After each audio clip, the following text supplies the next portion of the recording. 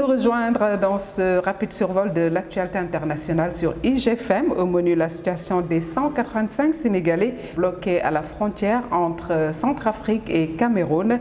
La société civile sénégalaise parle de responsabilité partagée. Mignane Diouf invite le consulat sénégalais à prendre les mesures idoines. L'Égypte sur le point de réintégrer l'Union africaine un an après sa suspension par l'Union. Et puis à suivre cette rébellion de coiffeuses africaines et asiatiques en France, ras-le-bol d'être exploitées au noir. En souffrance à la frontière entre Centrafrique et Cameroun, espérer un retour de paix définitif dans leur pays d'accueil et là sous la menace de Boko Haram, selon Mignane Diouf, membre de la société civile et spécialiste des questions migratoires. Il faut que dans l'immédiat, le consulat puisse évaluer sur place la situation de ces Sénégalais pour une prise en charge correcte. Je vous propose de suivre ces propos recueillis par IGFM. Aujourd'hui, 185 Sénégalais se trouvent bloqués à la frontière entre Centrafrique et Cameroun. Le Sénégal étudie pour l'heure les modalités de rapatriement. Qu'est-ce qui explique réellement cette situation? Oui, j'avoue que ce que je constate, c'est que cette situation s'explique par la crise que vous avez vécue, que nous avons tous connue en RCA, mais aussi la situation qu'il y a entre le Cameroun et le Nigeria avec Boko Haram. En fait, on peut considérer que cette zone est entre deux feux de tension qui font qu'il est difficile par moment de se mouvoir librement. Et c'est sans doute dans cette situation que nos compatriotes sénégalais sont tombés, j'allais dire, dans une confusion totale. Maintenant, ce qui l'explique aussi du point de vue de la stratégie, c'est que pendant longtemps, la RCA a été en conflit, en guerre, il faut le dire réellement comme ça. Et je crois que certains citoyens sénégalais avaient accepté alors, à l'époque, d'être rapatriés. Ce que certains avaient refusé. Je me rappelle, à l'époque, nous avons fait beaucoup de négociations, de pression sur la gestion des Sénégalais de l'extérieur pour qu'on prendre ces Sénégalais-là. Mais il y en avait qui pensaient que ça n'allait pas durer, qu'ils pouvaient rester. Bon, sans nous, c'est ça. Ce sont ces personnes qui sont pris en étau actuellement en situation d'insécurité totale. Et il me semble qu'il faut que le Sénégal réagisse comme d'habitude. Voilà ce que je peux dire dans un premier temps. Il faut réagir à les défendre. Et puis, il faut les convaincre cette fois-ci quand même qu'ils ne devraient pas continuer à penser qu'il faut rester en RCA parce que ça va changer. Alors, face à cette situation floue de non prise en charge aujourd'hui, qu'attendrait-on du consulat sénégalais à Bangui?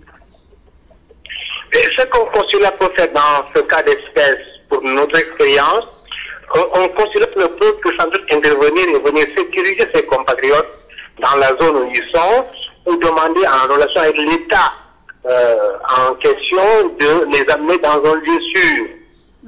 Et voir à partir de ce moment-là maintenant les possibilités de les rapatrier dans leur pays d'origine. À partir de ce moment, le consulat peut prendre contact avec le gouvernement du Sénégal à Dakar, les affaires étrangères, mais pour voir les modalités pratiques du point de vue moyen, du point de vue finance, comment ces personnes peuvent rapidement donc être rapatriées, mais aussi avec leur consentement, parce qu'on ne peut pas de force sans doute rapatrier les gens. Il faut qu'ils soient convaincus qu'ils acceptent d'être rapatriés. Il faut qu'ils aussi disent que nous n'avons pas le moyen de rentrer. Nous demandons le soutien de l'État du Sénégal. C'est comme ça que souvent les opérations de cette nature peuvent se faire. Mais dans l'immédiat, je pense que le consulat peut aller sur place, vérifier qui sont réellement ces Sénégalais, combien ils sont, de quelle ville du Sénégal est-ce qu'ils viennent, et essayer de voir à partir du moment comment les sécuriser dans un lieu, dans un endroit où il faut être loin de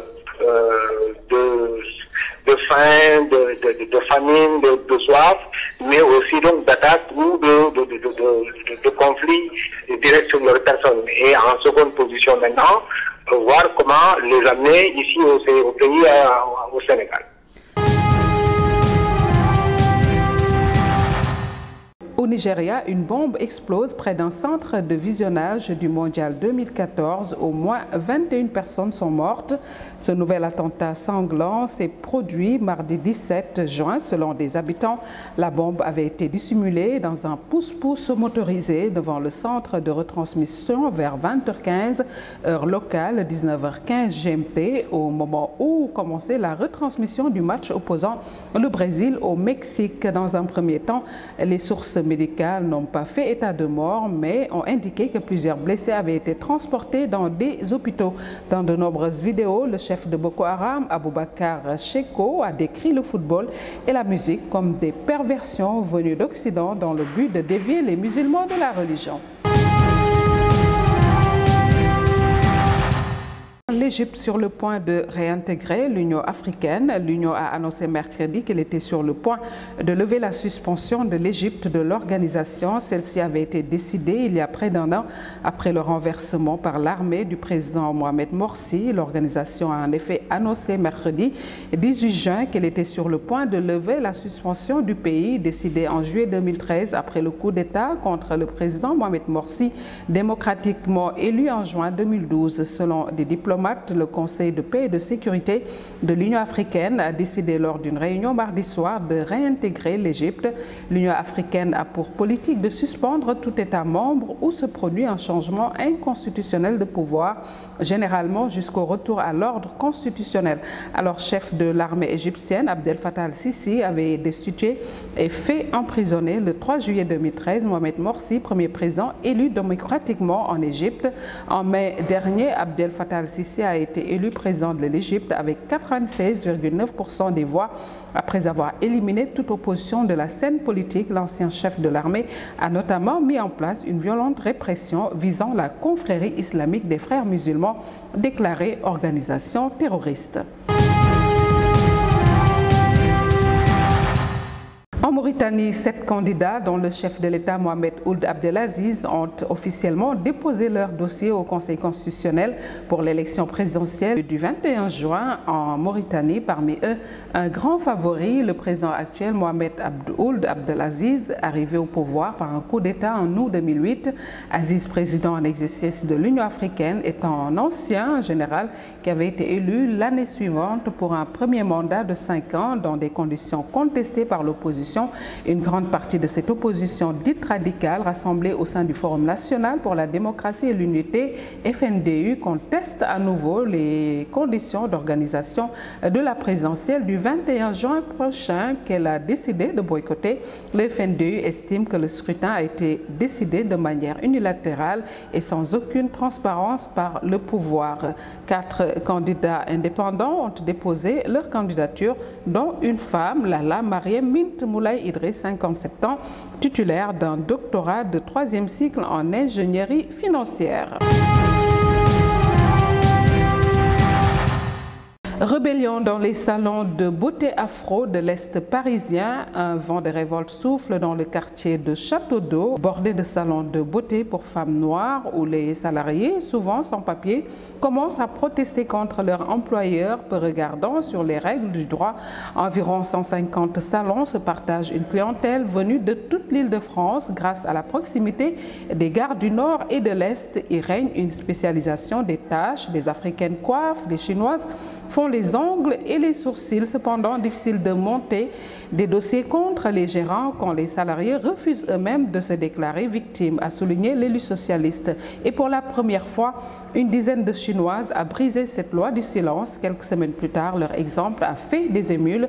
À 2 pas de la première boutique, une vingtaine d'employés déposent à leur tour brosses et ciseaux payés à la tâche, ce qui est illégal. Les coiffeuses gagnent entre 400 et 1000 euros par mois, travaillent 7 jours sur 7, du matin jusqu'au soir. Finalement, des gérants signent sous la pression de la CGT des contrats de travail à leurs employés. Toutefois, ces contrats n'ont aucune valeur légale pour asseoir la pérennité de la sortie du travail au noir, a souligné Patrick Picard, secrétaire général de l'Union départementale CGT.